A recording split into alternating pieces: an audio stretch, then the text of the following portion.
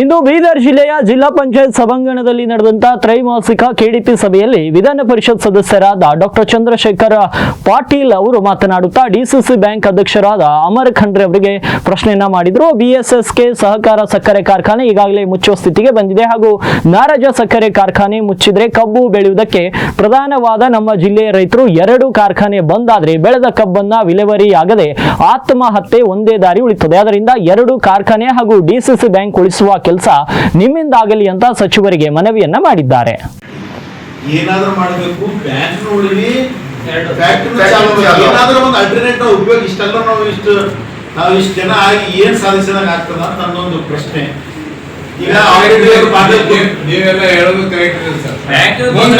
ಮುಂದೆ ಡಿಪಾಸಿಟರ್ಸ್ ಬ್ಯಾಂಕಿನ ಡಿಪಾಸಿಟರ್ಸ್ ಕಿವಸ್ತಾರೆ, ದುಡ್ಡು ಯಾರು ಕೊಡ್ತೀರಿ ಅದ್ರ ಬಗ್ಗೆ ವಿಚಾರ ಮಾಡ್ರಿ, ಆಮೇಲೆ ಈ ಮತ್ತೊಂದು ನನ್ನ ಪ್ರಶ್ನೆ. ಈಗ ಬಿಸಿಎಸ್ಗೆ ಬಂದಾಗಲ್ಲ, ಮತ್ತೆ ಇನ್ನೊಂದು ಥೋಡ ದಿನ ಆಯ್ತು ಅಂದ್ರೆ ನಾರಾಜನ ಬಂದೈತು, ಒಂದು ಕಪ್ ಹೋಗ್ಬೇಕು ಇಲ್ಲಿಗೆ. 23 ಲಕ್ಷ ಟನ್ ಬರ್ತದೆ ವರ್ಷ ಇಳುವರಿ ಸರ್. ಸರ್ ಜನರು ಇರೋದೇ ನಮ್ಮಲ್ಲಿ ನಮ್ಮ ರೈತರಿಗೆ ಕಬ್ಬು ಒಂದೇ ಮೇನ್ ಇದೆ, ಸೋಯಾ ಅದ. ಇದು ಕಬ್ಬನ್ನು ಹೋಯ್ತು ಅಂದ್ರೆ ಸೀದಾ ಆತ್ಮಹತ್ಯೆ ಮಾಡ್ಕೋಬೇಕಾಯ್ತು ನಮ್ಮ ರೈತರಿಗೆ. ಬ್ಯಾಂಕ್ ಮುಸ್ತಂದ್ರೆ ಅಕೌಂಟ್ ದುಡ್ಡು ಇಡ್ಲಿಕ್ಕೆ ಅಕೌಂಟ್ ಇರಲ್ಲ.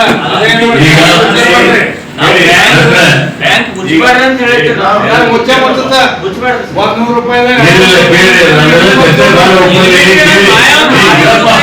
ಮಂತ್ರಿ